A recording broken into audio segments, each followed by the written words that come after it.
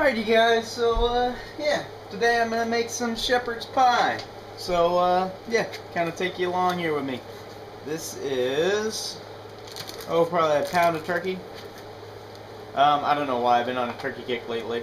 It's cheap, and I like cheap. Anyways, pound of turkey, and a pound of baby cow. That's right. Baby cow.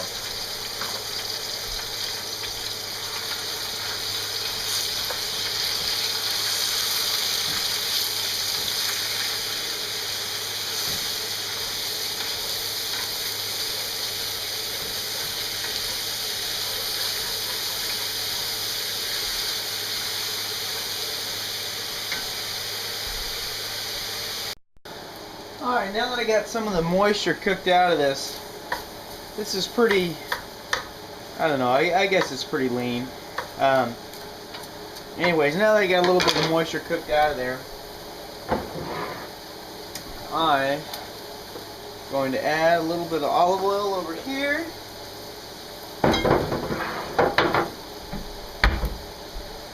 And throw my shallots in. Typically when I would brown meat like this, I would cook the shallots in at the beginning with it. But the fact that I know that I'm going to bake this, I still want the shallots to kind of hold a little bit more of their flavor. So yeah, so I kind of keep them over here, keep them right in a nice hot heat. Let those get caramelized a little bit and then stir everything in. So there we go, a little bit further. Alright, I don't know if you can see or not, but the shallot's starting to get a little bit of color.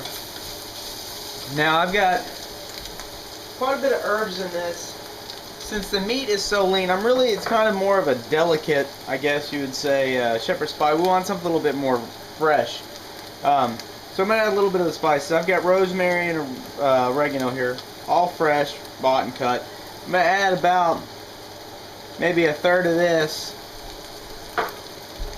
and maybe half of my parsley that I'm going to use later. And with this meat, this is all pretty well cooked, just kind of browning up, and I'm really just going to kind of fold it in and then set all this meat aside. Alright, so I deglaze this a little bit with a little bit of my little Berkshire beer there. Oops, sorry for that bump there. I'm trying to get the spoon out.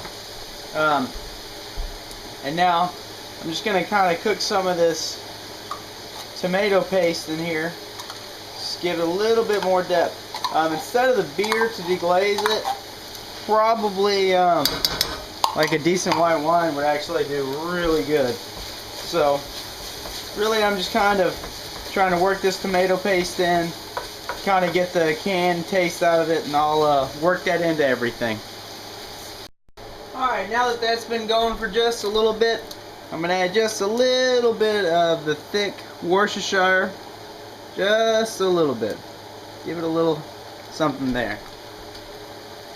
And that should be it for the meat. I'll fold it in together and leave it at that. Alright, on the vegetables that I'm going to use in this, I've got, I don't know, that much garlic. Quite a bit, really.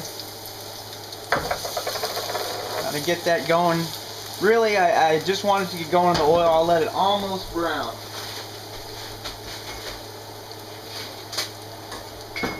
And I'll use probably 3/4 of this bag, maybe a little bit more.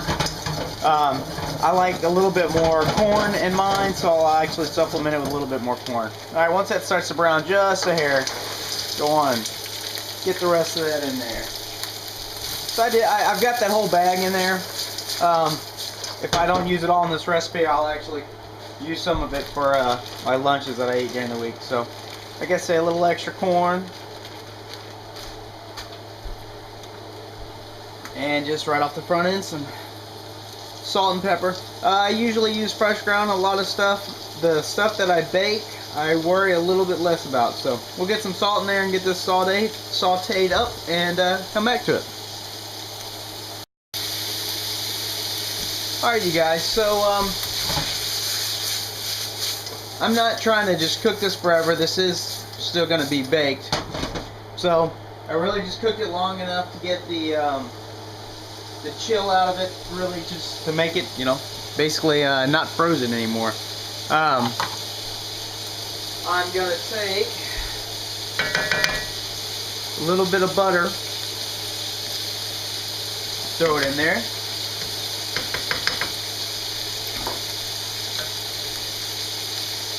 And then, this might look kind of heavy, but I'm putting a whole bunch of fresh chopped parsley in there. Remember, this is going to be, you know, be all part of a layer of things, so that looks like a lot, but really at the end of the day, it's going to kind of cook in there, and it's one of the particular ingredients.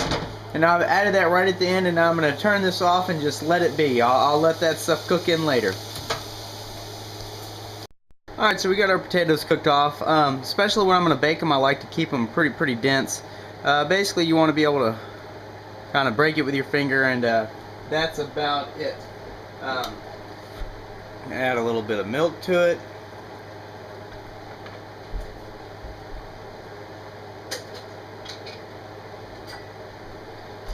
A little bit of sour cream. If I can get out of this container with this little device there.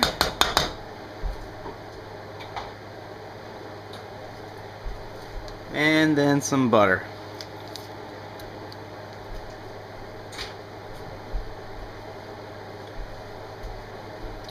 Alright, and then we'll chop that up. Once I got a little bit chopped up, I'll come back and show you what I got. Alright, so we got ourselves a little bit more salt and pepper in there. Or some salt and pepper. Sea salt and just canned stuff. We're going to kind of, like I was saying, I leave this pretty heavy because I know I'm going to bake it so it'll cook down a little bit more, and I typically like my mashed potatoes and that type of thing pretty chunky anyways. Alright, so get that going a little bit. I'm going to take the rest of my rosemary here and fill that in. Now I may not actually use all these potatoes for this casserole, but it's the type of thing I like to have laying around the house to snack on. So there we go. I'll get that mixed up and we'll come back.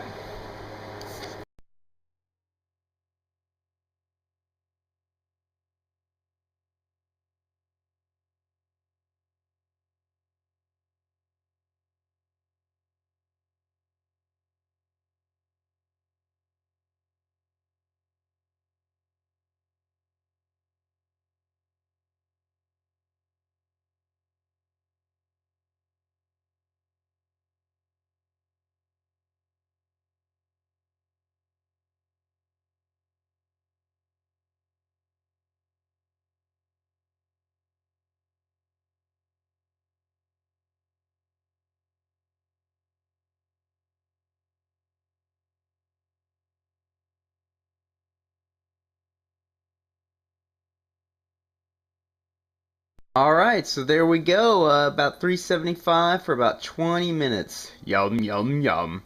So, yeah, get outdoors and make your own food. Talk to you guys later.